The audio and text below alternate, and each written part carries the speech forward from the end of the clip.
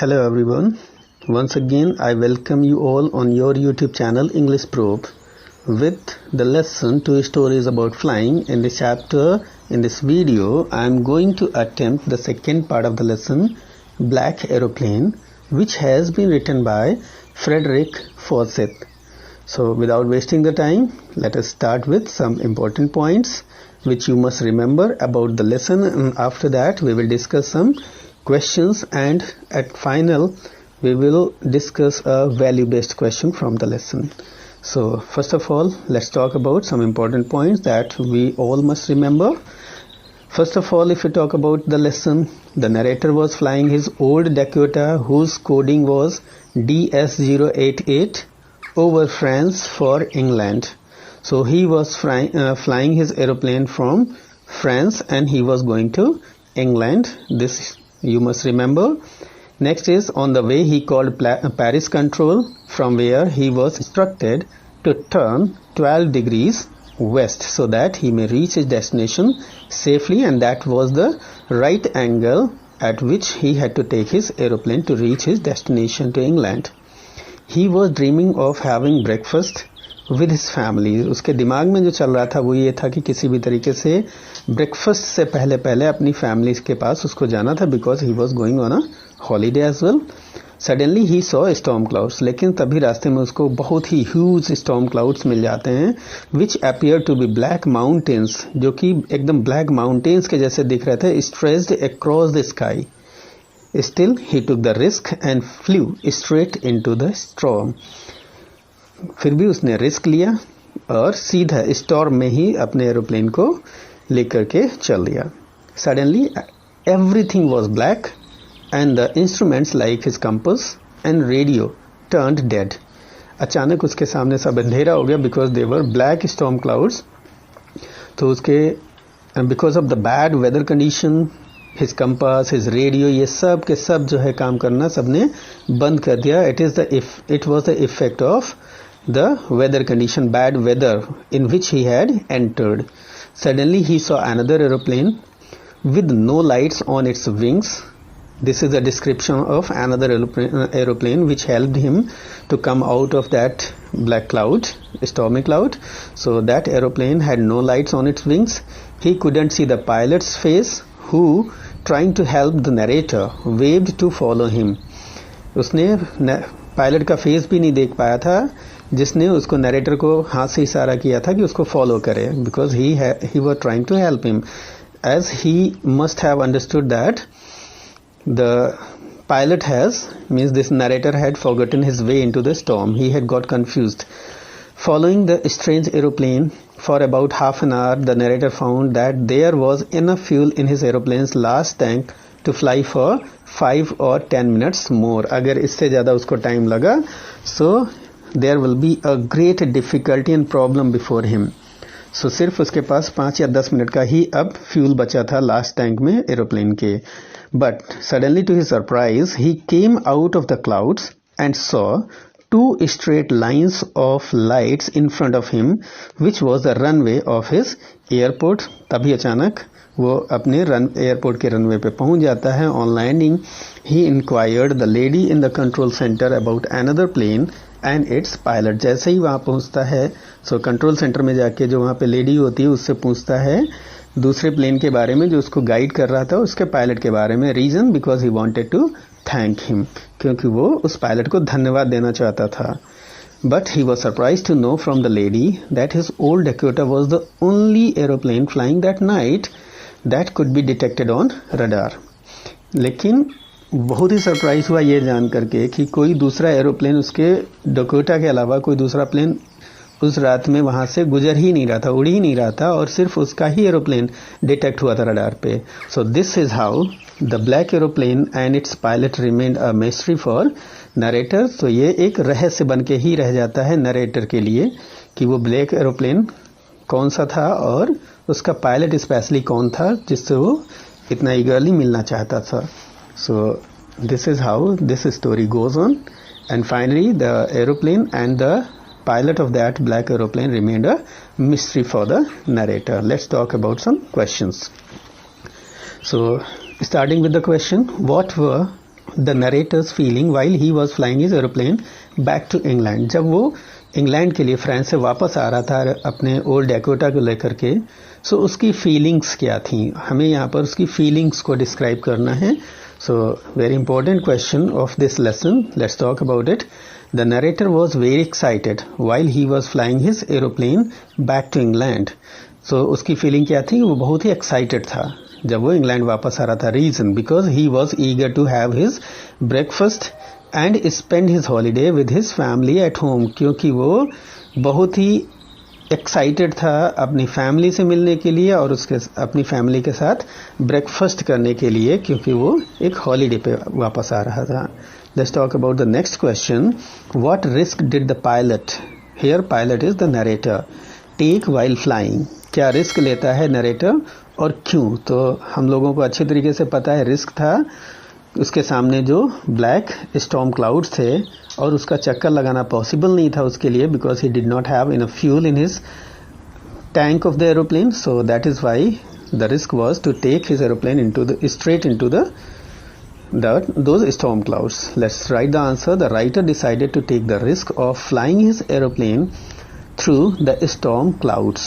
ये उसका रिस्क था और इस तरीके से अपने पैसेंजर्स की भी लाइफ को एक तरीके से उसने रिस्क में डाल दिया था। It was not only his life, he took the risk. अब रिस्क उसने लिया क्यों था? Because he wanted to enjoy his breakfast and holiday with his family back in England.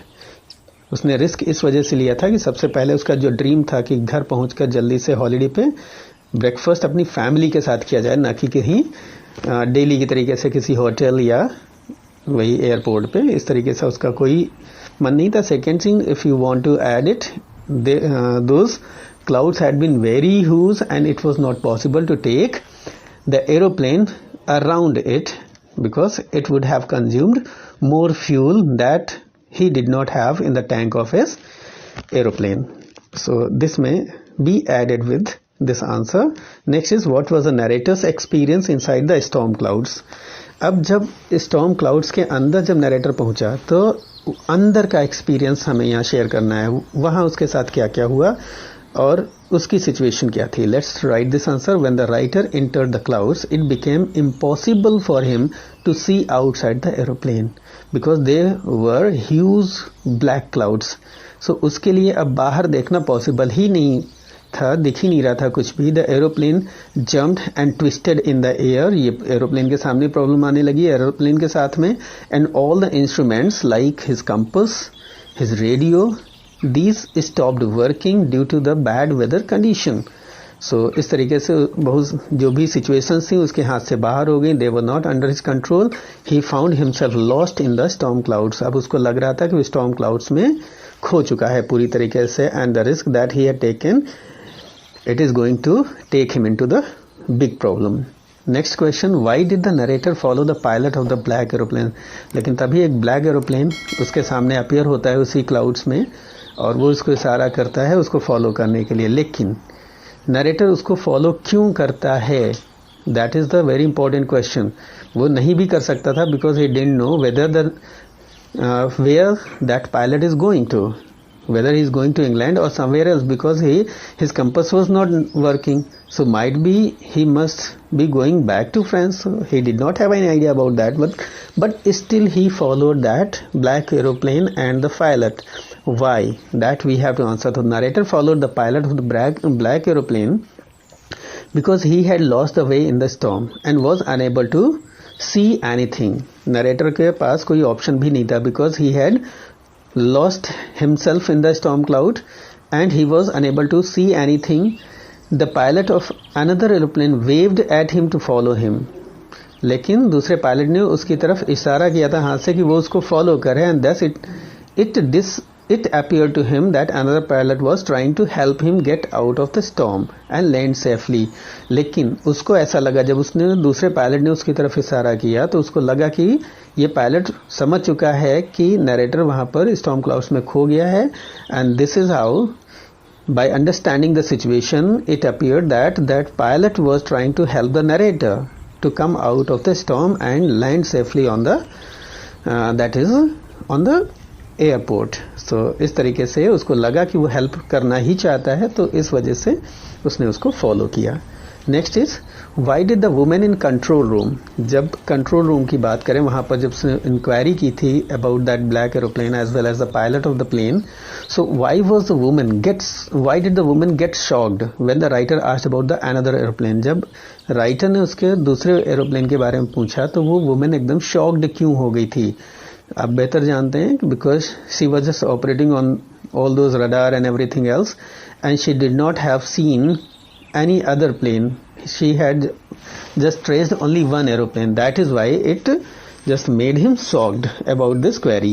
So the woman in the control room was shocked when the writer asked her about another aeroplane because there was no such plane flying in the sky that night as she saw on the radar. जैसा उसने radar पे देखा था कि उस old Dakota के अलावा और दूसरा कोई भी प्लेन उस स्टॉर्मी नाइट में नहीं वहां कोई उड़ रहा था. So this made him shocked and she could trace the narrator's aeroplane only. सिर्फ और सिर्फ वो नरेटर के ही एरोप्लेन को जो ओल्ड डेकोटा DS-088 जो उड़ रहा था सिर्फ उसी को वो ट्रेस कर पा रही थी रडार के through. Otherwise she didn't have any idea about any other aeroplane that made her surprise.